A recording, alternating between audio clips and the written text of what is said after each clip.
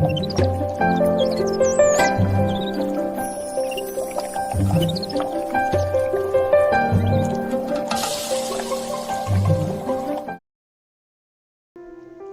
ఉన్నతమైనటువంటి నామానికి మహిమ కలుగునుగాక. దేవుని సన్నిధిలో ఆయన పరిశుద్ధ వాక్య లేఖనాన్ని చదివి ధ్యానం చేద్దాం. కీర్తన గ్రంథము 118వ కీర్తన 29వ వచనం. యెహోవా దయాళుడు, ఆయన కృప నిరంతరము నిలుచుచున్నది, ఆయనకు కృతజ్ఞతాస్తుతులు చెల్లించుడి. దేవుని వాక్యం సర్వించిన రీతిగా దేవుడు దయాళుడుగా, ఆయన కృప నిరంతరము మన మీద నిలుచుచున్నది కనుక మనం ఆయనకు ఎల్లప్పుడూ కృతజ్ఞతాస్తుతులు చెల్లించేవారమై ఉన్నాం. మానవులుగా, దేవుని నమ్మినటువంటి బిడ్డలుగా, జనాంగముగా దేవుని సన్నిధి ఎదుట ప్రతి ఒక్కరము కూడా ప్రతి దినము దేవునికి మనం కృతజ్ఞతాస్తుతులు చెల్లించేటువంటి వారమై ఉండాలి. దేని నిమిత్తం అంటే ఆయన మన ఎడల దయ చూపిస్తున్నాడు, దయాళుడిగా ఉన్నాడు, కృప చూపిస్తున్నాడు గనుక ఆయన కృప మన మీద నిరంతరము కూడా ఉంటుంది. ప్రతి దినము ఆయన కృప మన మీద నిలిచి ఉంటుంది గనుక ఈ లోకంలో మనం జీవించగలుగుతున్నాం, బ్రతకగలుగుతున్నాం.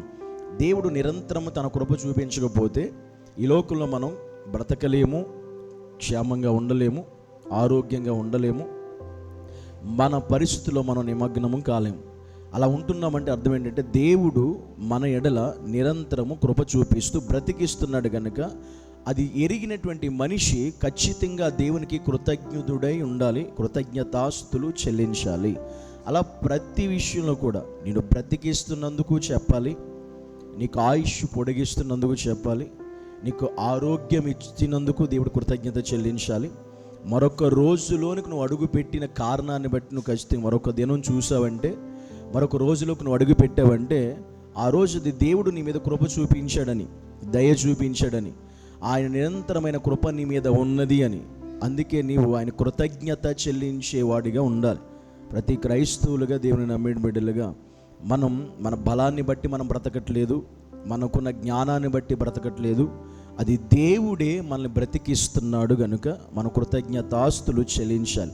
అలా ప్రతి విషయాన్ని బట్టి కూడా దేవుడు నీ జీవితంలో చేసే ప్రతి కార్యాన్ని బట్టి, ప్రతి విషయాన్ని బట్టి, ప్రతి మేలును బట్టి, ప్రతి ఉపకారాన్ని బట్టి కృతజ్ఞత చెప్పేటువంటి వారమై మనం ఉండాలి. అలా ప్రతి దినము దేవుని కృతజ్ఞతాస్తులు చెల్లించే స్థితి ఈరోజు మనం దేవుని బిడ్డలుగా మనం అలా ఉంటున్నామా అనేది ఈ వాక్య ప్రకారంగా మనం ఒకసారి మనం స్వపరిశీలన చేసుకునేటువంటి వారమై ఉన్నాం. ఎందుకు అంటే నీవు కృతజ్ఞత చూపించకపోతే దేవుడు ఇంకే కార్యాన్ని కూడా నీ జీవితంలో చేయడానికి ఆయన ఇష్టపడడు. ప్రతిరోజు మనం ఎంత కృతజ్ఞత కలిగి దేవుని ఎడల ఉంటే అంతగా దేవుడు మనల్ని నడిపించుకుంటూ వెళ్తాడు. కనుక నీ ఉన్న స్థితిని బట్టి, పరిస్థితిని బట్టి, నీకున్న ఆరోగ్యాన్ని బట్టి, నీకున్న బలాన్ని బట్టి, దేవుడికి ఇస్తున్నటువంటి ఆ యొక్క స్థితిగతులను బట్టి, దేవుడు చేస్తున్న మేలును బట్టి, నడిపిస్తున్న అన్ని పరిస్థితులు బట్టి దేవునికి మనం కృతజ్ఞతాస్తుతులు చెల్లించేవారమై ఉన్నాం. ఆ రీతిగా దేవుని ఎదుట ప్రతి దినము కూడా కృతజ్ఞత చెల్లించాలి. మనకి బ్రతికు ఉన్నంత వరకు, అంటే మన ఊపిరి మనలో ఉన్నంత వరకు ప్రతి కార్యం, మన బిడ్డలను బట్టి, కుటుంబాన్ని బట్టి, ఉద్యోగాన్ని బట్టి, వ్యాపారాన్ని బట్టి, నీ చేతి పనిని బట్టి, ప్రతి విషయంలో కూడా, నీ చదువులను బట్టి, దేవుడు నీకు ఇస్తున్న జ్ఞానాన్ని బట్టి, ప్రతి విషయాన్ని బట్టి కూడా దేవుని కృతజ్ఞత చెల్లించే క్రైస్తవుడుగా మనం ఉన్నామా లేదా? బైబిల్ చెప్తుంది ఆయన దయాళుడై ఉండి నిరంతరము మన మీద కృప చూపిస్తూ ఉన్నాడు గనుక మనం ఆయనకి కృతజ్ఞతాస్తుతులు చెల్లించేవారమై ఉండాలి. అలాంటి కృతజ్ఞత పౌలు కూడా తన సంఘాలకు చెబుతాడు, తెస్సలోని సంఘానికి చెబుతాడు, ఎఫెసీ సంఘానికి చెబుతాడు. ప్రతి విషయంలో, అన్ని విషయాల్లో మనం ఆయన కృతజ్ఞత చెల్లించేవారమై ఉండాలంట. కనుక సమస్త అన్ని విషయాల్లో మనం ఎల్లప్పుడూ ప్రతిదినము ఆయన కృతజ్ఞత చెల్లిస్తూ మన జీవితంలో మన ముందు కొనసాగలిగితే ఇంకా అనేకమైన గొప్ప కార్యాలు దేవుడు మన పట్ల, మన కుటుంబాల పట్ల ఆయన చేయడానికి సిద్ధంగా ఉంటాడు. కనుక ఆ కృతజ్ఞత కలిగిన భావం, ఆ హృదయం ప్రతిరోజు మనకు ఉంటుందా లేదా? ఒకవేళ లేకపోతే ఈరోజు నీతో మాట్లాడుతున్నాడు, నిజ చిన్న విషయంలోనైనా కూడా నువ్వు దేవుని కృతజ్ఞత చెప్పాలి, కృతజ్ఞత కలిగి ఉండాలి. అది దేవుడు ఇష్టపడతాడు మన జీవితంలో. కనుక కృతజ్ఞత కలిగిన వారంటే దేవుడికి చాలా ఇష్టం. అందుకే నీవు నేను కూడా ప్రతిరోజు ఆ దేవుని ఎడల అట్టి కృతజ్ఞత చూపించేటువంటి వారుగా మనం ఉండాలనేది దేవుని యొక్క ఉద్దేశం. ఆయన యొక్క సంకల్పం, అది ఆయన చిత్తమై ఉన్నది అని వాక్యం కూడా చెబుతుంది. కృతజ్ఞత చెల్లించడం అనేది దేవుని చిత్తమై ఉన్నది. ఆ దేవుని చిత్తంలో ఉన్న ప్రతి ఒక్కరు కూడా కృతజ్ఞత కలిగి ఉంటారు. ఎవరైతే దేవుని చిత్తంలో ఉండరో వారే దేవునికి కృతజ్ఞత చెల్లించలేని స్థితిలో ఉంటారు, కనబడతారు.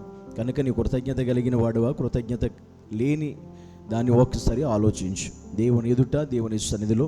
కనుక ప్రతిరోజు నీవు ఉన్న స్థితిని బట్టి, ఆరోగ్యాన్ని బట్టి, ఉద్యోగం బట్టి, వ్యాపారం బట్టి, నీకు దేవుడు ఇచ్చిన దాన్ని బట్టి, నువ్వు కలిగిన బిడ్డలను బట్టి, అన్ని విషయాల్లో ప్రతి దినము దేవునికి మన కృతజ్ఞతాస్తులు చెల్లిస్తూ దేవుని కనపరుద్దాం. కళ్ళు మూసుకుని ప్రార్థన చేద్దాం. పరిశుద్ధుడైన దేవా, నీకు వందనాలు.